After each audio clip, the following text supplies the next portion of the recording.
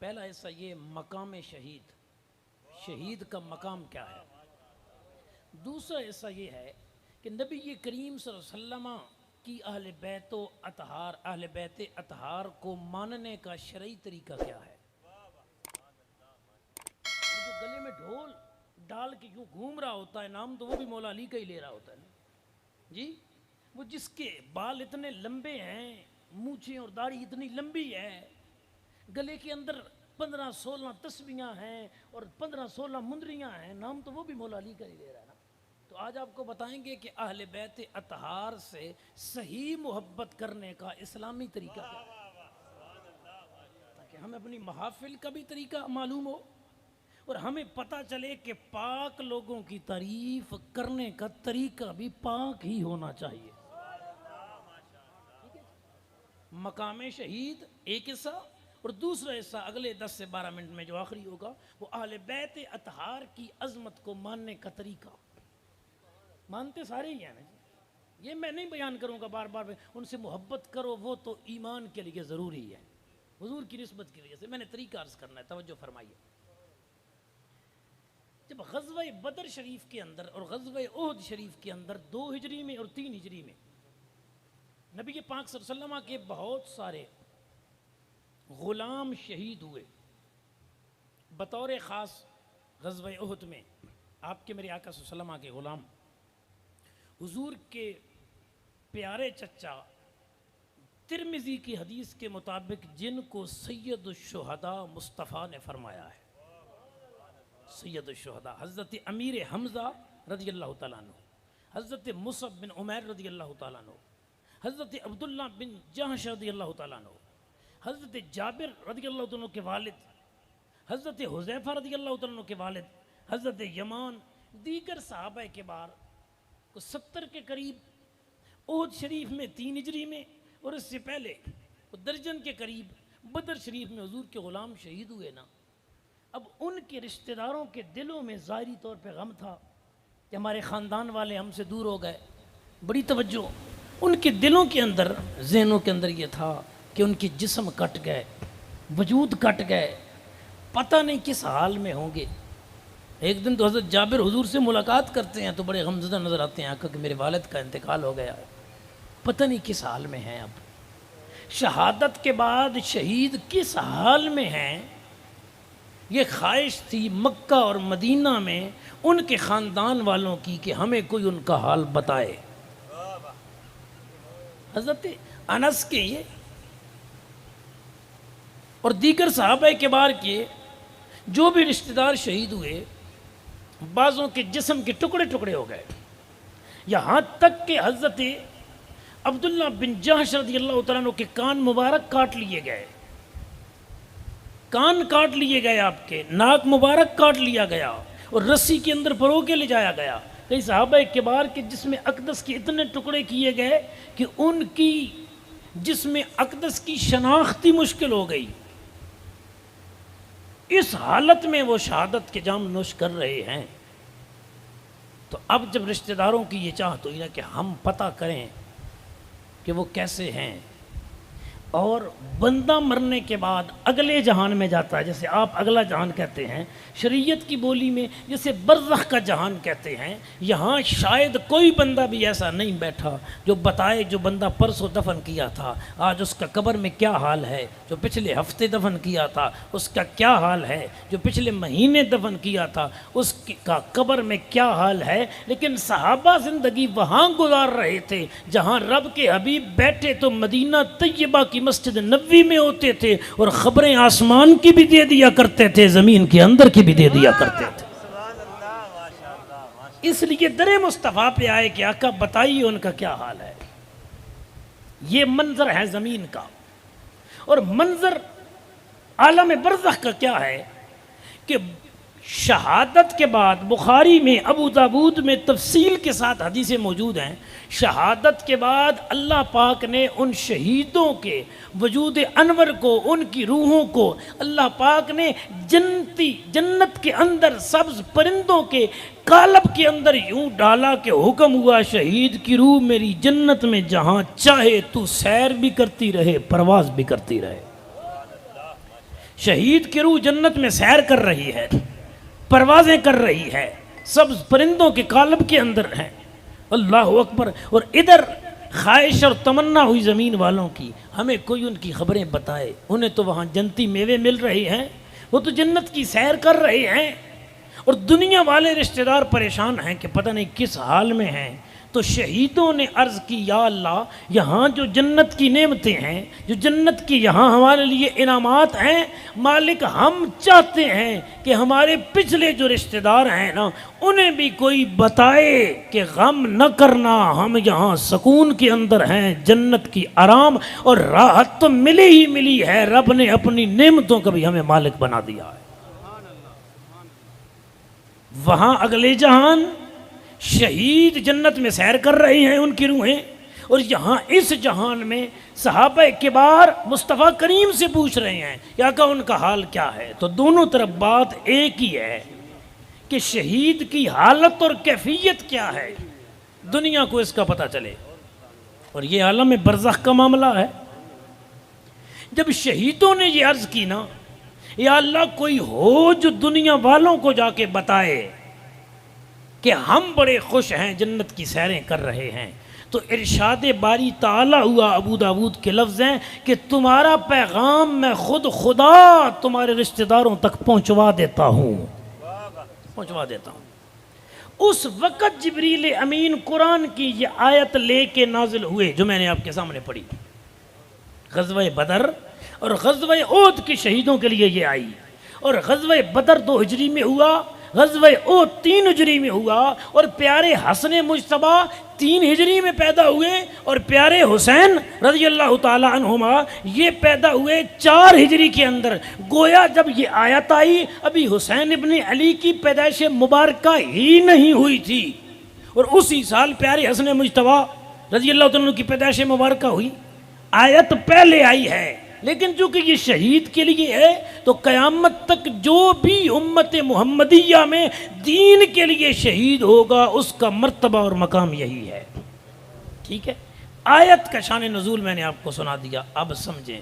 آیت آئی نا، وَلَا تَحْسَبَنَّ الَّذِينَ قُتِلُوا فِي سَبِيلِ اللَّهِ أَمْوَاتًا، اور مردہ گمان نہ کرو، مردہ خیال نہ کرو ان لوگوں کو جو اللہ کے راستے میں قتل کیے گئے، مارے گئے، بل احیاء عند ربہم، بلکہ وہ اپنے رب کے ہاں زندہ ہیں، یرزقون، انہیں رزق دیا جاتا ہے۔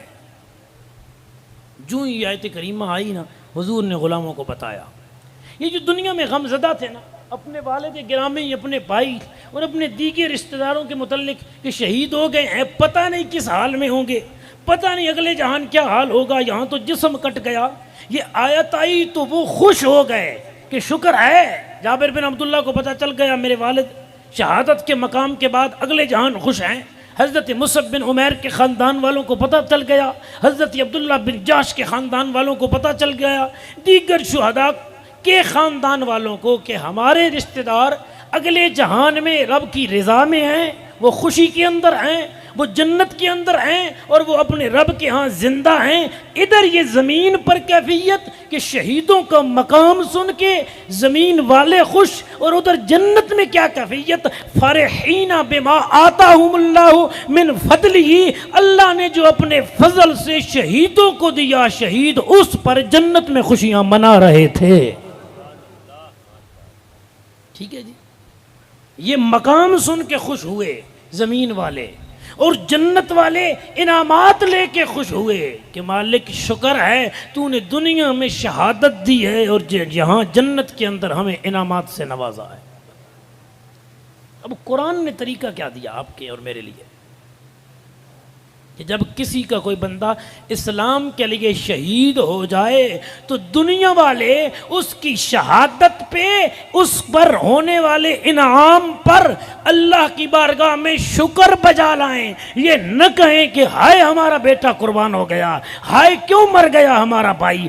اگلے دن بھی افواج پاکستان کے جو لوگ شہید ہوئے ان کی ازواج کو اور ان کی بچوں کو بلایا گیا، باقاعدہ طور پر دن منایا گیا، ان کو میڈل دیے گئے، اور وہ عورتیں کہہ رہی تھیں کہ شکر ہے ہمارا بیٹا پاکستان کے لیے قربان ہوا ہے، مجھے کوئی غم نہیں کہ میرا بیٹا چلا گیا ہے، مجھے خوشی ہے کہ وہ پاکستان کے لیے شہید ہوا ہے۔ اگر 1384 سال بعد ہم گناہگاروں میں سے کسی گناہگار کا کوئی گناہگار بیٹا پاکستان کے لیے جان دے، اس کی ماں خوش ہوتی ہے اور سینہ تان کے کہتی ہے کہ میں شہید کی ماں ہوں۔ آہو بقا نہیں کرتی تو قرآن جن کو شہید کہہ رہا ہے، مصطفیٰ جن کو شہید کہہ رہے ہیں، ان کی شہادت کا تذکرہ بھی یوں کیا جائے کہ مالک تو نے حسین کو بھی انعام سے نوازا، حسین کے خاندان والوں کو بھی شہادت کے انعام سے نوازا۔ اللہ اکبر کبیرہ۔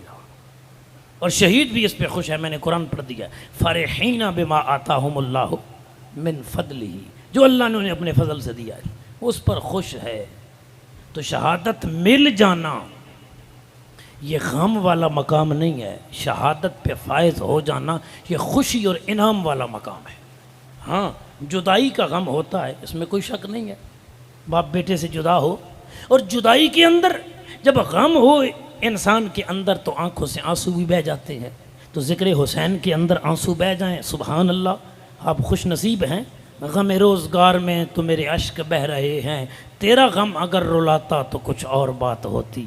جی حسین ابن علی کے ذکر میں آنسو بہہ جائیں، یہ باعث برکت باعث رحمت ہے، انسان کے جنت میں داخلے کا ذریعہ ہیں۔ لیکن 24 گھنٹے آہو بقا کرنا، ہائے حسین کیوں شہید ہو گئے، ہائے حسین کو کیوں قتل کر دیا گیا، ہائے آل نبی کو کیوں یہ میدان کرب و بلا والی آزمائش دی گئی، یہ نہیں۔ ہمارا نظریہ یہ ہے، قرآنی اور اسلامی نظریہ یہ ہے کہ رب جن کو چنتا ہے انہی کو شہادت کے مقام پہ فائز کرتا ہے۔ تو یہ افراد چنے ہوئے تھے جو میدان کرب و بلا میں شہید ہوئے۔ ہمیں حسین کے دنیا سے جانے کا، حسین ابن علی پر جو ظلم ہوا ہے اس کا تو دکھ پہنچا ہے، اس میں کوئی شک نہیں، لیکن حسین کو شہادت کے بعد جو مقام ملا ہے اس پہ ہم غم نہیں کرتے، اس پہ رب کا شکر کرتے ہیں کہ مالک تیرا شکر ہے تو نے حسین ابن علی کے کنبے کو شہادتوں والے مقام پہ فائز فرمایا ہے، اس پر رب کریم کا شکرانہ ادا کرتے ہیں۔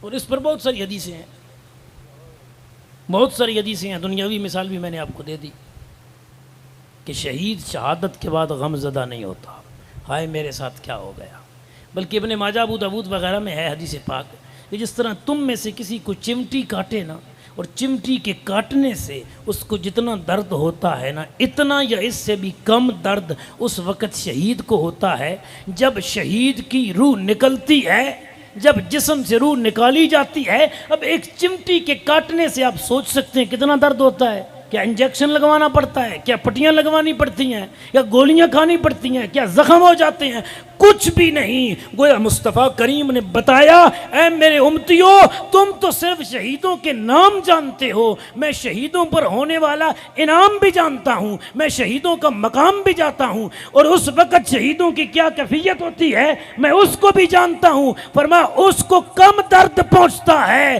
جس کو چمٹی کاٹتی ہے، اس سے بھی کم درد اس بندے کو جو جام شہادت نوش کرتا ہے۔ تو شہادت پاتے وقت شہید مقام لذت پہ ہوتا ہے، شہادت پانے کے بعد شہید مقام سکون میں ہوتا ہے۔ اس لیے جب شہداء کا تذکرہ کیا جائے تو اس کا انداز بھی یہ ہونا چاہیے جو رب کے قرآن اور مصطفیٰ کے فرمان کے مطابق ہو، تاکہ شریعت مطہرہ کے احکامات پر عمل کرتے ہوئے آل نبی کا تذکرہ بھی ہو جائے، قرآن کی تلاوت بھی ہو جائے، مصطفیٰ کی احادیثوں کا ذکر بھی ہو جائے۔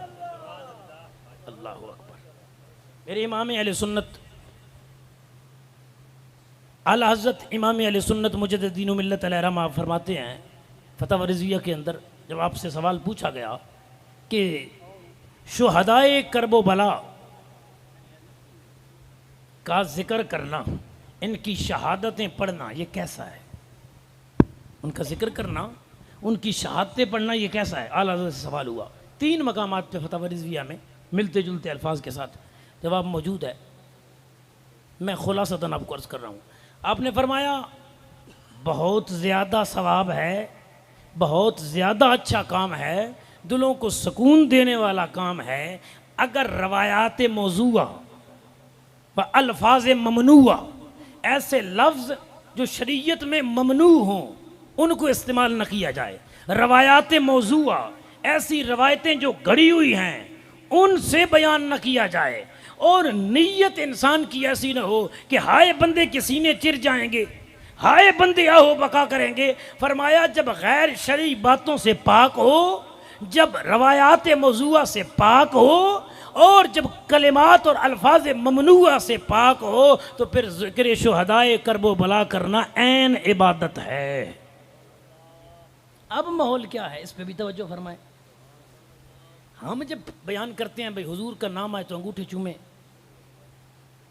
نبی پاک صلی اللہ علیہ وسلم کے نام نامی اس میں گرامی لفظ محمد صلی اللہ علیہ وسلم پر انگوٹھے چومتے ہیں، حکم دیتے ہیں، تو کہتے ہیں یہ جس حدیث میں ذکر ہے اس کی سند بڑی کمزور ہے.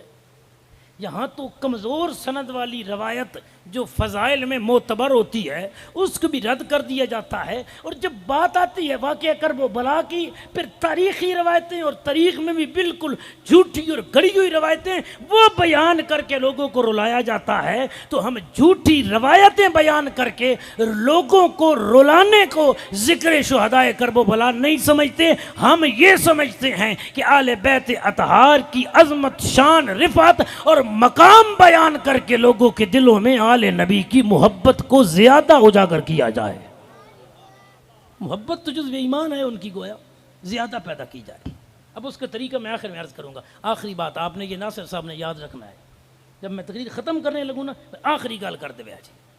ہاں 1-2 منٹ میں اندر میں آخر میں سمجھاؤں گا یہ آپ کو اس میں ڈفرنس کیا ہے، فرق کیا ہے. اعلیٰ حضرت ایک مقام پہ فرماتے ہیں کہ اس طرح واقعہ کربلا کو بیان کرنا کہ حسین ابن علی اور آپ کے خاندان والے بالکل مظلوم تھے. فارسی کی عبارت ہے بالکل بیچارہ لوگ تھے، ہاتھ بندھے ہوئے، وجود بندھا ہوا، کچھ کر ہی نہیں سکتے تھے.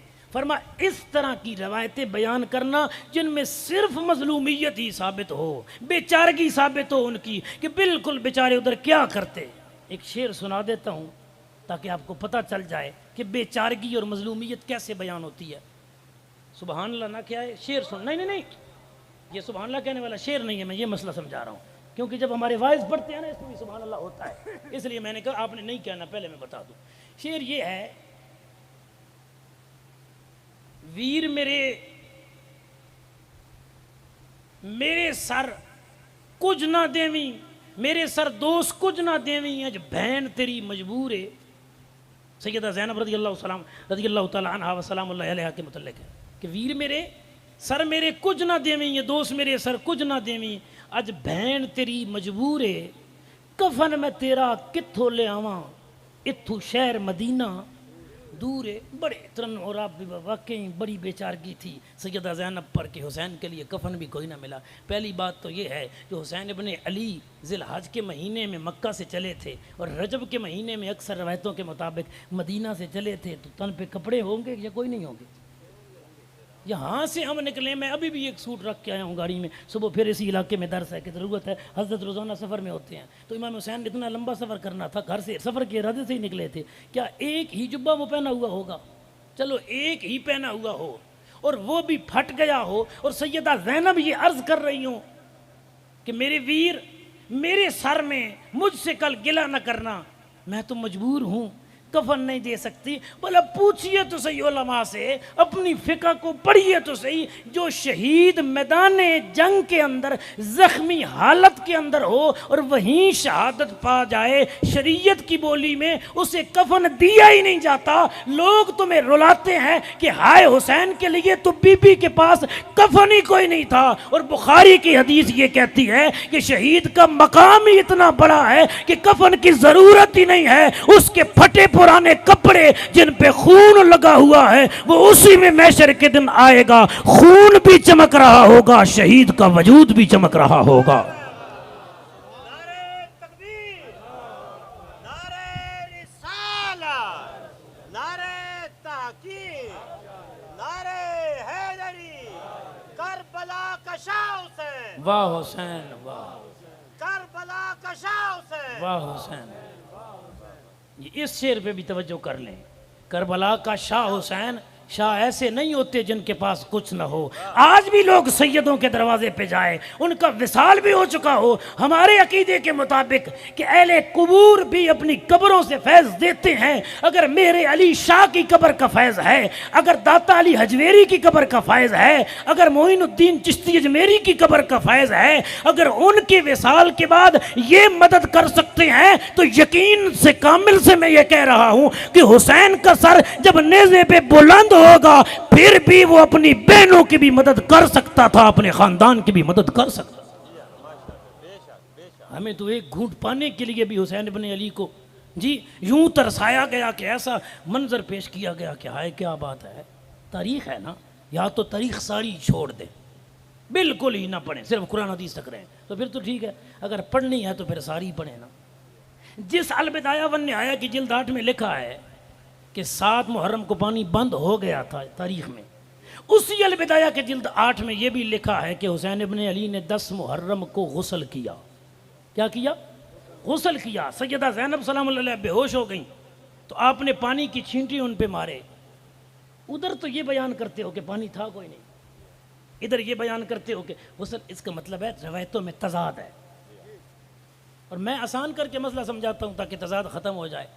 اگر آل نبی پیاسے شہید ہوئے ہیں ہم پھر بھی شان مانتے ہیں، اگر کھانا کھا کے پانی پی کے شہید ہوئے ہیں ہم پھر بھی شان مانتے ہیں. ہم نے کو کربلا کے 3 دنوں یا 10 دنوں کی وجہ سے حسین کو نہیں مانا، ہم نے مصطفیٰ کی نسبت کی وجہ سے حسین کو مانا ہے.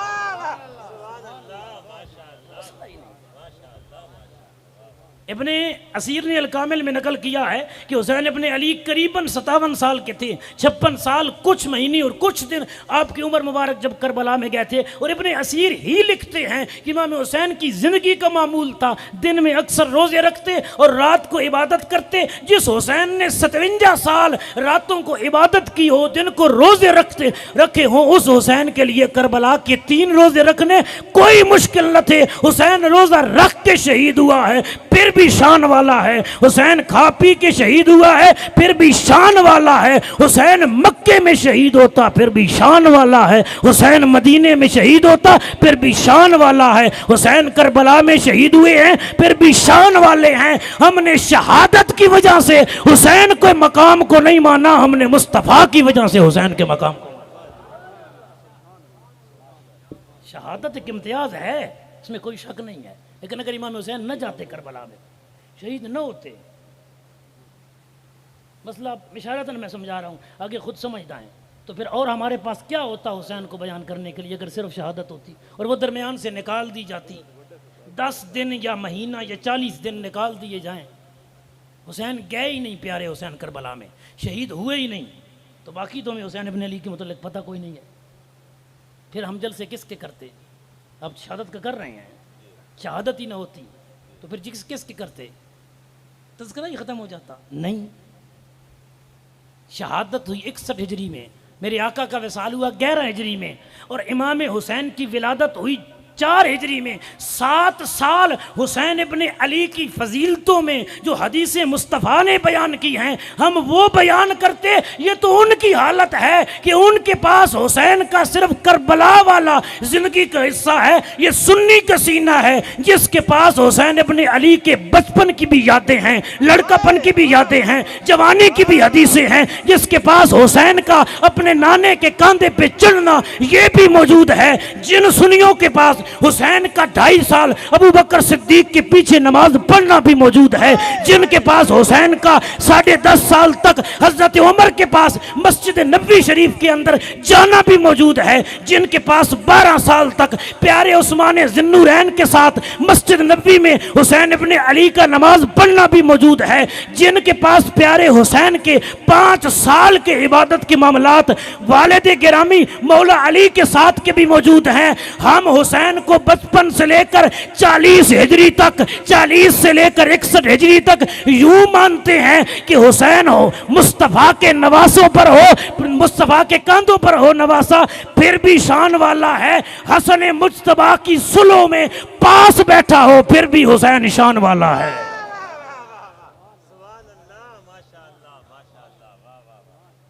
کربلا کو تھوڑی دیر کے لیے نکال دے، پیچھے کیا ہے؟ اپنوں سے بھی پوچھیں، بیگانوں سے بھی پوچھیں، اگر کربلا نہ ہوتی تو حسین کی شان نہ ہوتی۔ جی اس کا مطلب ہے حسین ابن علی کے تذکرے صرف محرم میں نہیں ہونے چاہیے، جب تک انسان کے وجود کے اندر روح باقی ہے خدا مصطفیٰ کا ذکر ہوتا رہے، ساتھ حسین ابن علی کا بھی ذکر ہوتا رہے۔ ہم حسین کو یوں مانتے ہیں، ٹھیک ہے؟ مقام شہادت بھی ہو گیا، اور یہ بھی اس میں ضمناً جو مسائل آئے وہ میں نے عرض کر دیے، اب گفتگو کو سمیٹ رہے ہیں جی، 6 منٹ قریباً باقی ہیں۔ گرامی قدر حضرات، اہل بیت اطہار، صحابہ کبار، اولیاء کرام رضی اللہ تعالیٰ عنہم اجمعین، ان کے مقام کو ماننے کا شرعی طریقہ، اسلامی طریقہ جو میں نے عرض کیا، گفتگو کا دوسرا حصہ ہوگا جو میں نے بالکل اب اختصار کے ساتھ مکمل کرنا ہے۔ اسلامی اصول یہ نہیں ہے کہ آپ جس کو جیسے چاہیں مان لیں۔ نبی پاک صلی اللہ علیہ وسلم کے متعلق حدیث پاک ہے، ہمارے پروفیسر اسماعیل صاحب بڑے اس معاملے کے اندر جید ہیں، یہ حدیثوں کی بڑی تخریج کرتے ہیں، روایات موضوعہ کیا ہیں اور ضعیف سند والی کون سی ہیں احادیث اور صحیح السند کون سی احادیث ہیں، یہ صریح حدیث میں موجود ہے۔ نبی پاک صلی اللہ علیہ وسلم نے فرمایا مل کرو اپنے سردار کا۔ جی حضرت معاذ جا رہے تھے گورنر بن کے، حضور نے ان کو سواری پہ بٹھایا، حضور خود ساتھ پیدل چل رہے ہیں۔ اب کیا نعوذ باللہ حضرت معاذ کا مقام بڑا ہو گیا؟ نہیں، یہ مصطفیٰ کی مختلف ادائیں ہیں، یہ مصطفیٰ کریم کے مختلف طریقے ہیں، اور ہر طریقے میں امت کو نوازا گیا۔ آل اطہار صحابہ کبار، ان کو مقام نبوت پہ نہیں لے جانا، یہ افراط و تفریط ہے، یہ غلو فی الدین ہے۔ جو ہے ولی قطب غوث ابدال آل بیت اطہار صحابہ کے بار آئے، پیر میر علی شاہ صاحب، حضور شیخ الاسلام والمسلمین، خواجہ محمد قمر الدین، داتا علی حجویری، معین الدین چشتی اجمیری، دیگر اولیاء کرام رضی اللہ تعالیٰ عنہم اجمعین، ان کے مقام کو صحابہ کے مقام سے زیادہ بیان کرنا یہ بھی غلو فی الدین ہے۔ صحابہ و آل بیت کے مقام کو نبیوں کے مقام سے زیادہ بیان کرنا یہ بھی نجائز غلو فی الدین ہے۔ نبی کو نبی کے مقام پہ ماننا، رسول کو رسول کے مقام پہ ماننا، آل کو آل کے مقام پہ ماننا، اصحاب کو اصحاب کے مقام پہ ماننا، اولیاء کو ولایت کے مقام پہ ماننا، اسے عین شریعت اسلام اور عقیدہ اہل سنت کہا جاتا ہے۔ ٹھیک ہے جی، آخری 2 منٹ آ گئے جی، اور سمجھی بالکل۔ ہاں جی ناصر صاحب یاد دوا دیتا جی، ویسے قریشی صاحب نے کوئی نہیں اعتراض، میں انہوں نے 5 منٹ لے بھی لیتا جت سے یاد دو جی، کیونکہ وہ اسپیشلی نیت کر کے آئے ہیں جی، مجھے بتایا گیا ہے، یہ ان کا حسن ظن ہے میرے ساتھ، میں تو طالب علم ہوں، ہم جب بچپن میں تھے اس وقت ان کی تقریریں سنتے تھے تو آج ہمیں بھی 2 لفظ آ گئے، ان کا حسن ظن ہے، ہم طالب علم لوگ ہیں، لیکن وہ بڑی محبت کے ساتھ آئے ہیں۔ پہلے شاہ صاحب بتا رہے تھے کہ میں نے ادھر جامی صاحب کے پاس جانا ہے، پہلے ان کی تقریر سننی ہے۔ اب میں آپ کو کہوں، آپ نے کو بات جو چھوڑی تھی نا کہ وہ انداز میں فرق کیا ہے، بڑے تحمل کے ساتھ سنیں، سوچیں، دوستوں سے پوچھیں اور اس کے بعد فیصلہ کریں۔ ایک طریقہ یہ ہے آل کی شان بیان کرنے کا، اور یہ معاشرے میں عام ملے گا آپ کو۔ جلسہ عظمت شہدائے کرب و بلا، مجلس عظمت شہدائے کرب و بلا، محفل عظمت کوئی بھی نام ٹائٹل دے دیا، واعظین آ گئے، خطبہ آ گئے، علماء آ گئے، نعت خوان آ گئے، اور اس طریقے سے بیان کیا گیا کہ جب حسین ابن علی میدان کرب و بلا میں شہید ہو گئے تھے نا، اب آل کے پاس کچھ نہ بچا، سب کچھ ختم ہو گیا، بوٹیاں بوٹیاں پڑی تھیں کربلا کی ریت پر، سر نیزوں پہ تھے۔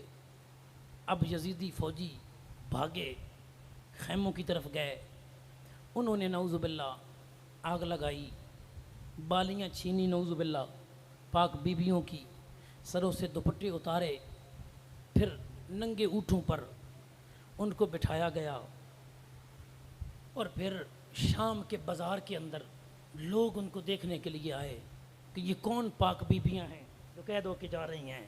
پھر یزید کے دربار میں وہ پاک بیبیاں پہنچیں تو وہاں کے کہا گیا کون ہے وہ دنیا کی اس وقت کی خوبصورت ترین عورت جو حسین کی بہن ہے؟ اور پھر حسین کی بہن کی خادمہ نے کہا کہ تو زینب مر گئی ہوتی کہ آج تجھے دیکھنے کے لیے یزید کے دربار میں آواز لگی ہے۔ اور پھر حضرت زینب نے تقریریں کی۔ پچھلے درس پہ میرے خیال میں یہیں پہ سوال آیا ہے کہ عورت کا اونچی آواز میں تقریر کرنا کیسا ہے، اس پہ فتاوے موجود ہیں، میں بھی عرض کیا کہ اونچی آواز میں نہیں کر سکتی۔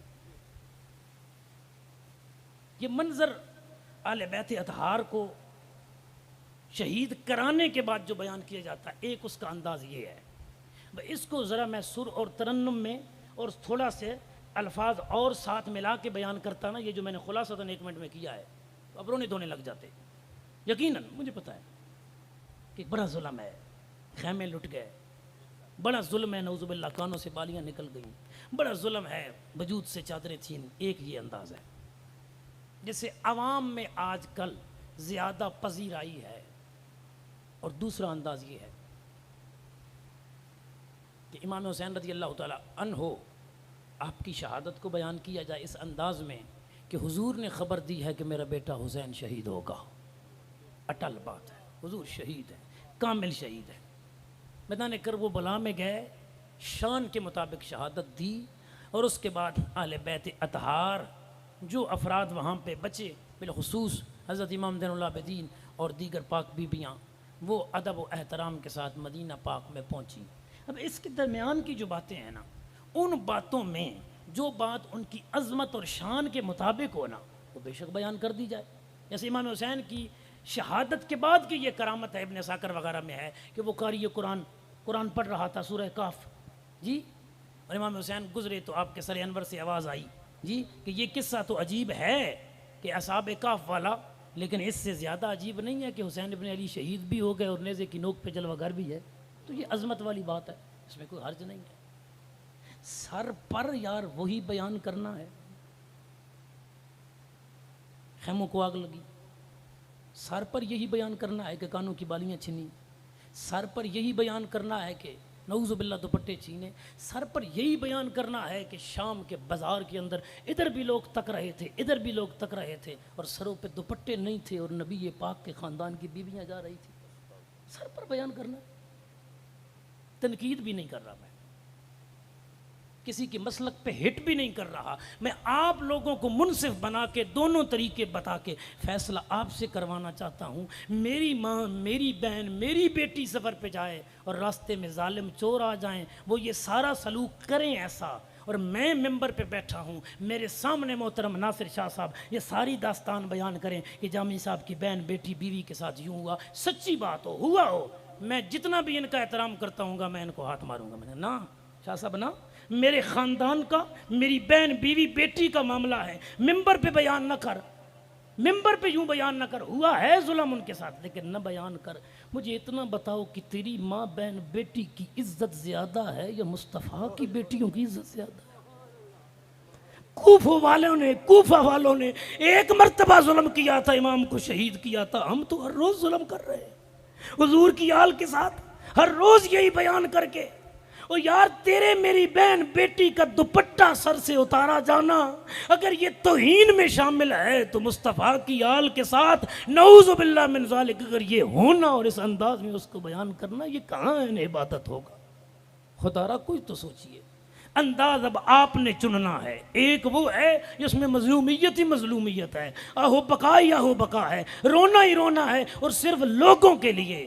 اور مجھے پتہ ہے جتنے زیادہ مصائب رونے والے انداز میں پڑھوں گا اتنی میری فیس زیادہ ہو جائے گی۔ ہم نے حسینی کردار کیا بیان کرنا ہے؟ جنہوں نے حسین کا نام لینے کے لیے بھی 70 لاکھ لے لیے، 50,000 لے لیا، 90,000 لے لیا، اور تب حسین کا ذکر کریں گے۔ یزیدیوں نے، جملے پہ ختم کر رہا ہوں، یزیدیوں نے حسین کا سر کاٹنے کے پیسے لیے تھے، ہم نے حسین کا سر کٹوانے کو بیان کرنے کے پیسے لیے ہیں۔ نصیب مقدر میں ہو وہ مل جاتا ہے۔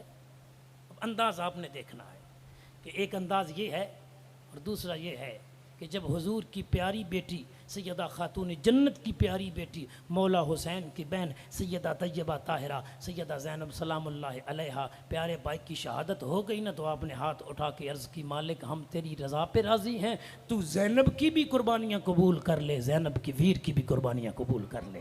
پھر ساری بچیوں کو بلایا خاندان، کہا میری بیٹیوں سنو، بات یہ ہے کہ اب تم میں سے میں بڑی ہوں، میرا حکم ماننا ہے، بڑے ادب اور احترام میں چلنا ہے، نگاہیں جھکا کے چلنا ہے، آہو بکا سے بچ کے چلنا ہے، منہ سے کوئی لفظ نہیں نکالنا، کہیں تمہارے منہ کے لفظ کوفہ اور شام کے بازار میں کسی غیر محرم تک نہ پہنچ جائیں۔ وہ دھیمے لہجے میں اور دھیمے معاملات میں آپس میں بھی بات کرتی تھیں، اور خیمے سے جب باہر نکلیں انہوں نے اپنے وجود مبارکہ کو مکمل ڈھکا ہوا تھا، اور وہ پردے کے عالم میں گویا نور کی قبا کے اندر اپنے آپ کو چھپائے ہوئے جا رہی تھیں۔ اور نعوذ باللہ کسی شامی اور کوفی نے کوشش کی ہوگی کہ میں سر اٹھا کے ان پاک بیبیوں کو دیکھو تو صحیح، تو رب نے اس کو اندھا کر دیا ہوگا، لیکن مصطفیٰ کی آل کا پردہ مکے میں بھی سلامت رہا ہوگا، مدینے میں بھی سلامت رہا ہوگا۔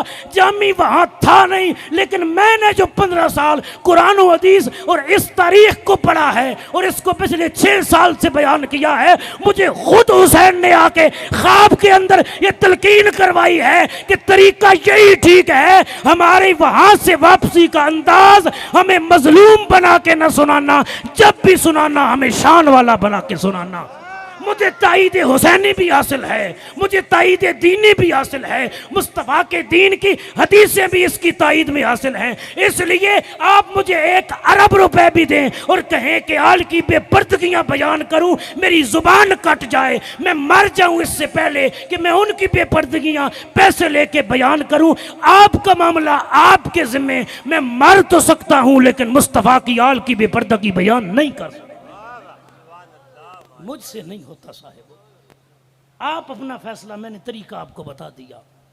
حسین جیا بھی شان سے، حسین کی شہادت بھی شان سے ہوئی، حسین کی آل کا جانا بھی شان سے، واپس آنا بھی شان سے۔ اور کوئی ایک آدھی خدری بات کوئی ہوئی بھی ہو تو قرآن میں تو نہیں ہے نا، حدیث میں تو نہیں ہے نا، تاریخ میں ہے تو چھوڑ دیں ایسی تاریخ کو، سر پر پیسوں کے لیے وہ بیان ہی کرنی ہے۔